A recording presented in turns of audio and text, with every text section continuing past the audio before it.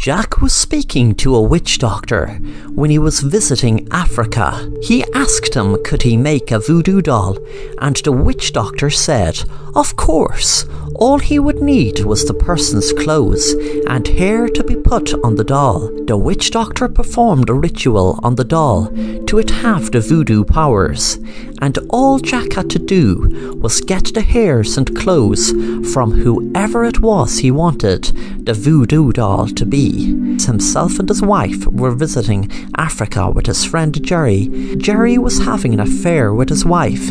He knew the voodoo doll would be the perfect revenge, so when Jerry was asleep, he cut some hair from him and took some of his clothes to cut up and put around the doll.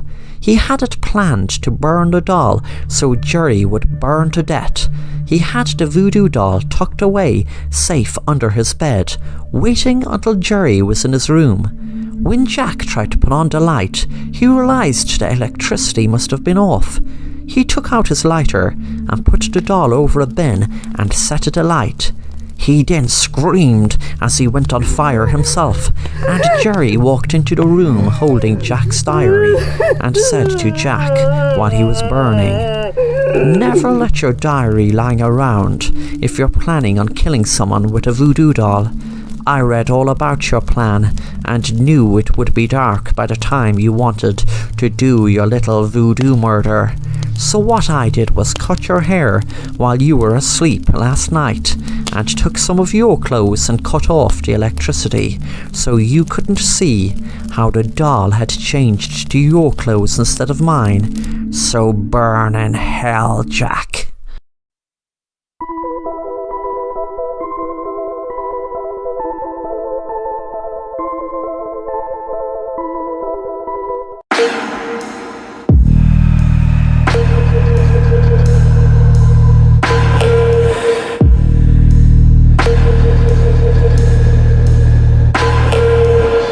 Let me tell you a story that happened to me one night, and there are others to confirm it also.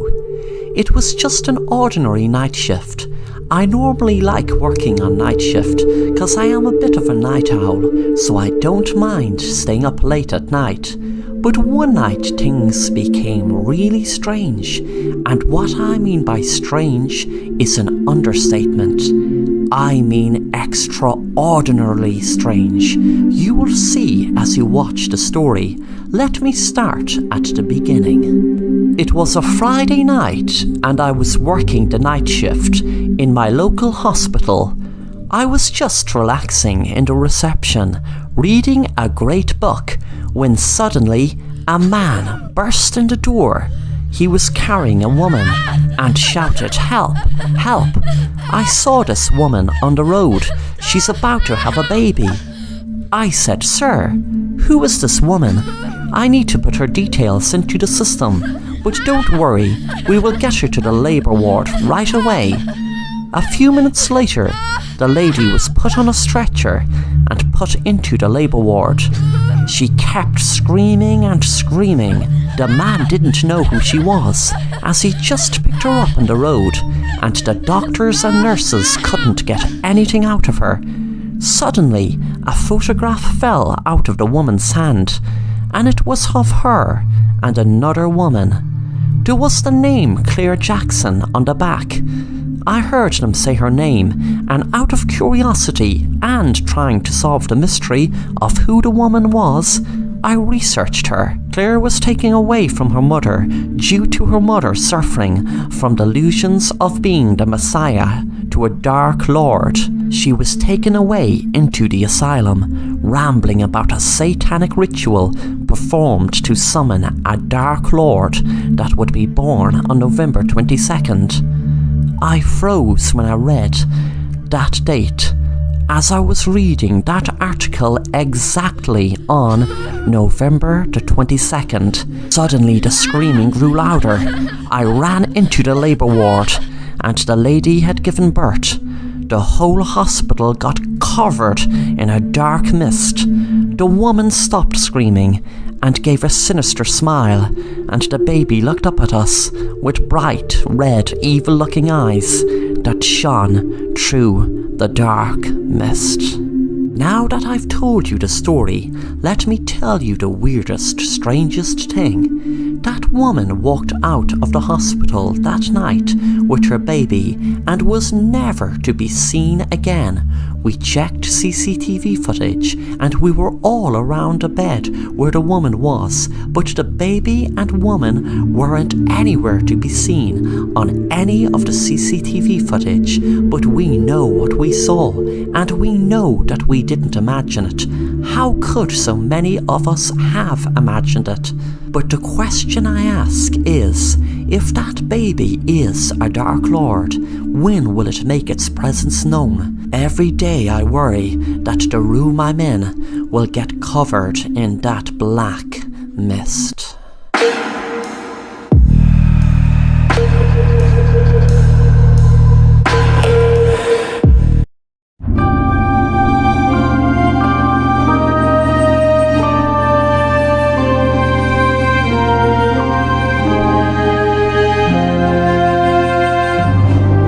Sarah, Jessie and Judy were walking home from school, and it was just like any other day, except for something bad and sinister in the news once again. Once again, the news about the Japanese urban legend Tiki Tiki was in the spotlight after some poor girl was found murdered and her body sliced straight off at her waist, leaving her bleed to death while her legs lay on the train tracks. The legend began in Japan years and years ago. Nobody knows the exact year, but every so often these horrific murders happen. The Tiki Tiki got its name when a schoolgirl was making her way home from school one day, and she was said to have fallen onto the train tracks, where her body was cut in half by the train. She is known as an onryo, or a vengeful spirit, who lurks in urban areas and around train stations at night. Since the girl has no longer a lower body, she travels on either her hands or elbows, dragging her upper torso and making a scratching sound, or a tiki-tiki-like sound. If the girl comes across an individual, she will chase them and slice them in half at the torso, killing them exactly the way that would mimic her own disfigurement. The girls were chatting about the latest murder. Sarah said, "I know that people are talking about this silly legend Tiki Tiki, but no way is it that girl. It's some serial killer that is copycatting the legend. I bet he will get caught, and then people will see it's just some madman or mad woman," Judy said. "You don't know. It might be that girl. Actually, I believe it is that girl. It has to be. Why else would it be murders pop up every so often? I think we should walk home together from now on. It's not safe for us to be alone. Walking alone in this creepy train station? No way." The girls waited anxiously at the train station. It was extremely quiet, probably due to the fact of the latest news of yet another poor girl having her body cut in two. The train was approaching, and the girls would be happy to get into it and get home. Suddenly, Sarah discovered her phone was missing. She said, "Oh no, my phone." She looked around and spotted it over by a bench. The girls got into the train, and suddenly Sarah was walking towards the door when the doors shut. She screamed as she had a fear overcome her whole body, knowing she'd be all alone in this creepy train station. Suddenly she heard a scratching sound. She put it down to her imagination, hoping it was her imagination, praying it was her imagination. She heard it again. She turned around and she screamed when she saw a girl with no legs crawling along the ground. Suddenly the girl gained speed. Sarah ran and ran, but the girl with no legs used a huge knife to slice Sarah in two. The tiki tiki noise stopped. As the girl stopped, smiling down at Sarah, bleeding to death.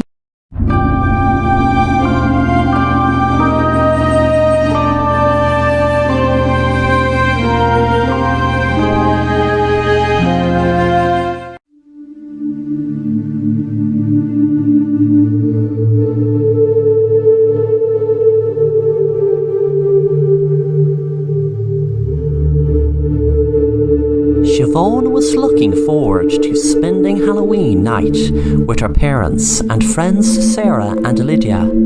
Her parents had to drive home from town first, as they were collecting a new car her dad just bought. Sarah and Lydia were killing the time playing computer games, but they soon got bored. It was then Siobhan decided to get out a Ouija board to them fool around with. She had it as a gift from last Christmas, but didn't play it until now. She knew how to use it though, because of watching people use it in movies. When they were all sitting around the table, Siobhan asked, "Who's there?" The board spelled out, Siobhan. "Oh no, Siobhan." Siobhan asked, "Are you dead?"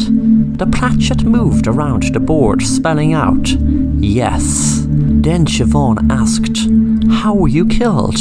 The board spelled out, "Car accident." Then Siobhan was getting spooked out completely and asked who was this, and the board spelled out, "Your mother." Siobhan sat back shocked while her two friends thought it was some sick joke. Sarah said, "That was sick, Siobhan. Why would you do that? You obviously were moving the thing around the board. Why say that about your own parents?" Siobhan said, "I wasn't messing. That was moving by itself." Siobhan rang her mom and there was no answer. Then she rang her dad. There was no answer. Suddenly there was a knock on the door and Siobhan was hoping it was her parents, but her heart sank when it was the police. Siobhan knew the policeman as he was a friend of her dad's. He had a sad face on him and said, "I am very sorry to break this news to you, Siobhan, but unfortunately your parents were killed in a car accident."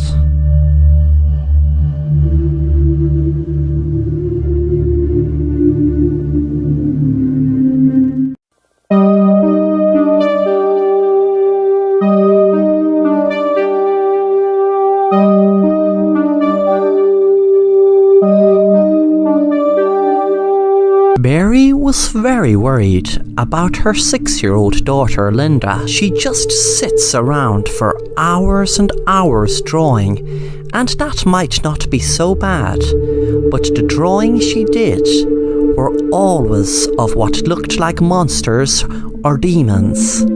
They reminded her of what you'd see kids draw in horror movies. She didn't really pay much attention to it until one day out in the garden, she saw her daughter Linda digging a hole. Initially, Mary thought Linda was playing a game of gardening or something, but she got a start when she saw Linda's doll lying in the hole. She asked her daughter why she was burying her doll, and Linda replied, "Because the boogeyman told her." Mary felt a shiver run through her when she heard her daughter say such a weird thing, but she dismissed it, putting it down to maybe a few kids in school were talking about the boogeyman. The next day, Mary saw a teddy bear in a hole in the garden that Linda dug. Mary got angry this time and said, "Linda, don't be so bad bringing that poor teddy out here and putting it in a hole in the garden." Linda got angry and said, "But the boogeyman told me." Mary grabbed the teddy bear from her and shouted to her go into her room. The next day, Mary was out in the garden and she was pleased to see Linda was just playing and looked happy. Mary continued gardening when suddenly she felt something hit her in the back of her head. When she came around, she could see Linda looking down at her. Mary was horrified and said, "Sweetie, what are you doing?" Linda lifted up a shovel and said, "I'm going to bury you in the hole, silly." Mary shouted, "No, no, no," as the shovel hit her head. Linda smiled and said, "But the boogeyman says yes."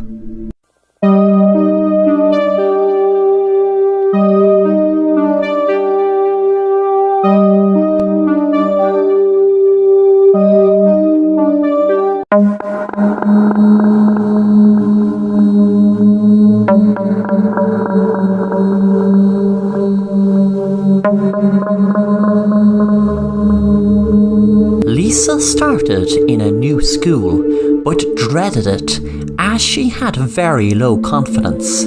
She got through her first day, good enough, but dreaded she would become the victim of bullying like in her last school. Lisa moved school because her mom had to move state for a new job.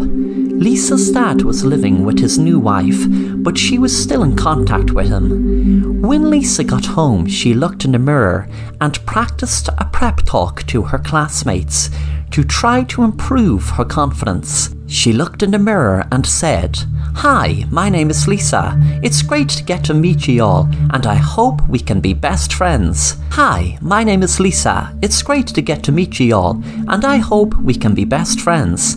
"Hi, my name is Lisa. This town is pretty neat. If you would like to come to my house for the weekend, you are more than welcome. My mom would be very happy to make new friends." "Hi, my name is Lisa." Then she sighed and gave up, worried that this new school will end up like the last. She started writing in her diary. "I am so tired of moving from town to town. This is the 4th school I've moved to in the last 5 years, and the last one was the worst. I still get so down and anxious over those awful bullies in that damn school. I really hope that this school will be different. I don't think I'll be able to handle going through all that bullying again." The next day in school, Lisa was about to put her books from her bag into her locker when a couple of the girls walked up to her and one of them said, "Hey Lisa, we have something really cool to show you. It's down in the local park. Do you know where that is?" Lisa smiled and said, "Yeah, sure." The girls said, "Awesome, we will be waiting by the bench near the playground at 5 after school, so we will all be looking forward to see you." Lisa smiled and felt so happy with herself. Things were looking up, and these seemed to be the popular girls in the school, making it even better. When Lisa went home, she gave her usual pep talk in front of her mirror. "Hey girls, thanks so much for inviting me to whatever it is you want to show me. I'm so excited about seeing it. Hey girls, I'm so excited to find out what it is you want to show me. Thanks so much for inviting me." She looked in the mirror, worrying about coming over, too excited about being asked to meet them. When she met them at 5 by the bench, they were all around the bench smiling. One of the girls told her, "Just look behind that tree. It's so awesome." Lisa felt excited and curious what it was they meant. When she got behind the tree, there was a tripwire set off a bucket of slime, which fell all over her, covering her in slime. The girls laughed and walked off. One of them said, "Oh my God, she is so lame." Lisa started crying, afraid that she was going to be bullied as well in this school. When she went home, she looked in the mirror, but didn't know what to say this time. She froze when she saw her reflection started speaking to her. "Don't let those bitches get to you, girl. Don't let them bullies get you down. You're better than them." Lisa could not believe it. Then the reflection continued. "You don't be weak now. You do want to teach them a lesson, don't you?" The reflection kept saying over and over, "Don't you? Don't you? Don't you?" until Lisa screamed, "Yes, yes, yes!" With that, the reflection changed places with Lisa, and Lisa was in the mirror, now looking out in shock at her reflection which was in her room and grinning in a sinister way. When Lisa looked around her, she couldn't see anything but black. The next day, Lisa's reflection was walking around just as Lisa would be. She looked like Lisa. She walked like Lisa. To everyone else, she was Lisa. She walked into the school swimming pool where the girls were practicing for their swimming contest. Lisa picked up a radio that was near the pool and threw it in, electrocuting the girls. Their coach screamed and the police were rang. 5 minutes later, Lisa fell out of her mirror, not knowing what happened, until the police arrived at her door to arrest her for murdering the girls. When she was sitting alone in the police interrogation room, she looked at herself in her phone camera and saw her reflection talking back at her. "Well, I taught them wretched girls a lesson. You can go back to being yourself now." Lisa's reflection didn't ever speak back to her since.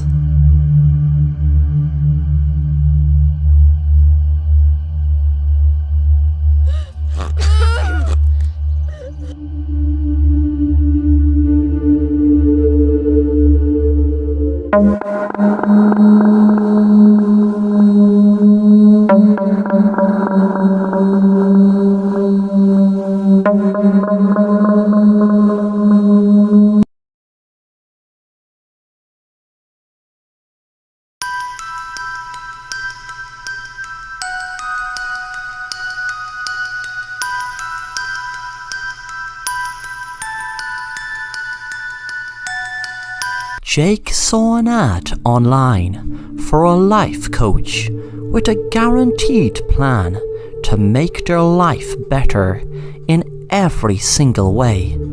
Jake thought it was just a load of marketing and advertising rubbish trying to sell an idea that clearly wouldn't work in any way. But he was hating his life so much, he thought to himself, what harm would it do?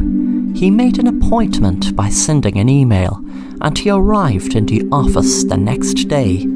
The man introduced himself. "Hello, Jake. Nice to meet you.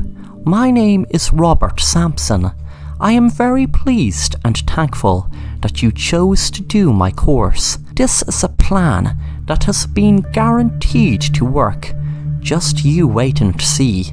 Your life is going to take a huge turn for the better, and you will be happier than you ever were. You will be happier than you ever imagined. All you need to do is relax and go with the flow of the plan, and you will find that your life is absolutely amazing, and you will finally be able to feel the power of now.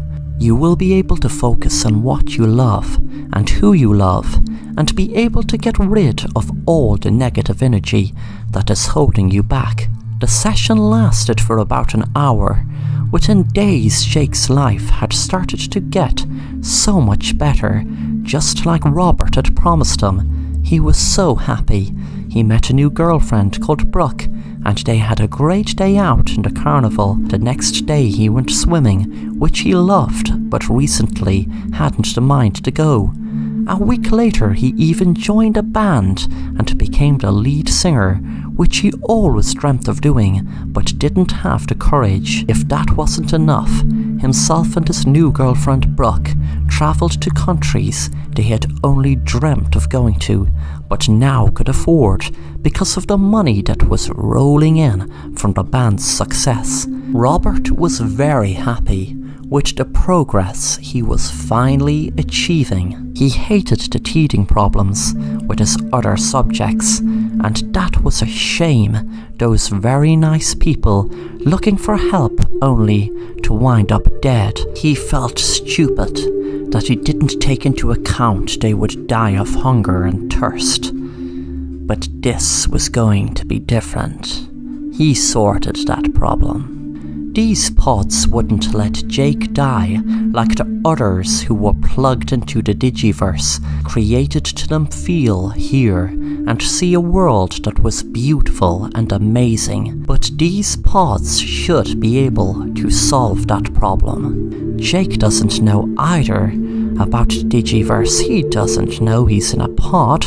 If he would, wouldn't he freak out? Of course.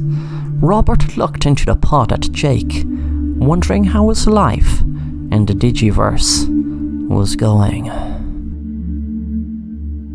Thanks for watching The Assassin Rapper, and if you enjoy the content, then make sure to subscribe and hit the bell to be notified of new content.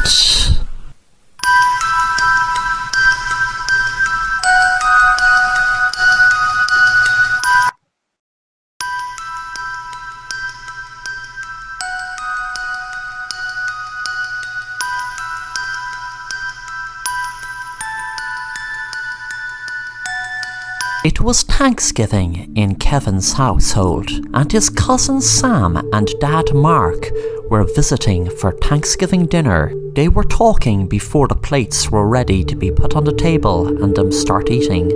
Sam was talking about his dad and his keen interest in spiders. Sam said, "My dad has loads of different spiders, and did you know that each year when we are asleep, there are lots of different spiders crawl into our mouths during our sleep?"